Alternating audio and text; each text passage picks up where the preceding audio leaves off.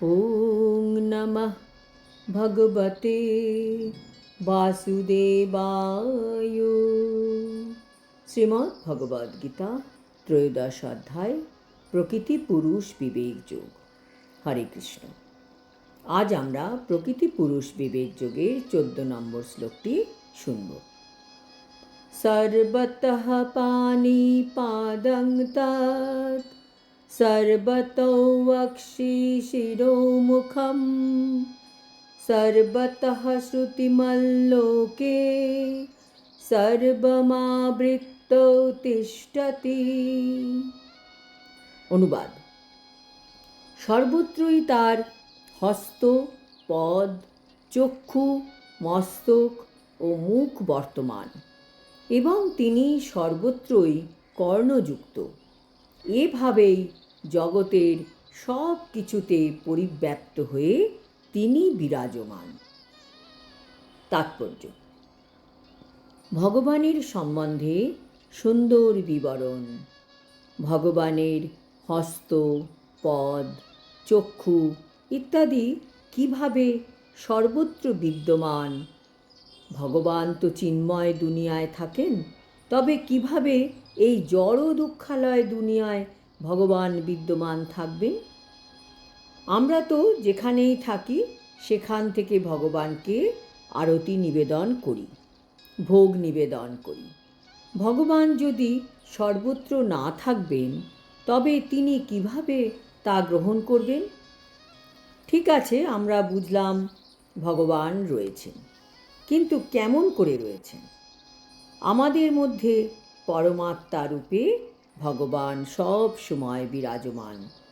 কাজেই আমাদের ইন্দ্রিয় দিয়ে ভগবান কাজ করিয়ে নেন, কিন্তু ভগবান কখনো কাউকে ফোর্স করিয়ে কাজ করান না।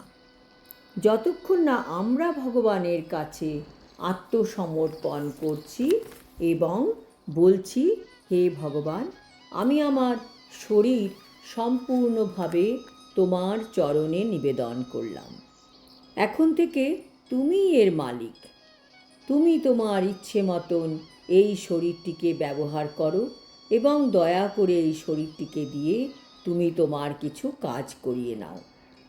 যদি আমরা হৃদয় থেকে ভগবানের কাছে নিবেদন করি, তবে ভগবানই আমাদের দিয়ে অলৌকিক কার্য করিয়ে নেবেন। সূর্য যেমন অনন্ত কিরণ বিকিরণ করে বিরাজমান, সেইভাবে পরমাত্মা বা পরমেশ্বর ভগবানও বিরাজমান। তিনি তার সর্বব্যাপ্ত রূপে বিরাজমান এবং আদি কবি ব্রহ্মা থেকে শুরু করে ক্ষুদ্র পিপীলিকা পর্যন্ত সমস্ত জীবই তাকে আশ্রয় করে বিরাজমান। তাঁর সেই সর্বব্যাপী রূপের মধ্যে অসংখ্য মস্তক, পদ, হস্ত, চক্ষু এবং অসংখ্য জীবাত্মা রয়েছে। সবই পরমাত্মার মধ্যে উপরে বিরাজ করছে, তাই পরমাত্মা সর্বব্যাপ্ত। কিন্তু জীবাত্মা কখনো বলতে পারে না যে সর্বত্র তার হাত, পা, চোখ রয়েছে। তা কখনো সম্ভব নয়। যদি সে মনে করে যে তার অজ্ঞানতার ফলে সে এখন তার হাত, পা সর্বব্যাপ্ত বলে বুঝতে পারছে না, কিন্তু যথার্থ জ্ঞান লাভ করার পর সে তা অনুভব করবে, তাহলে তার সেই চিন্তাধারা অসঙ্গতিপূর্ণ।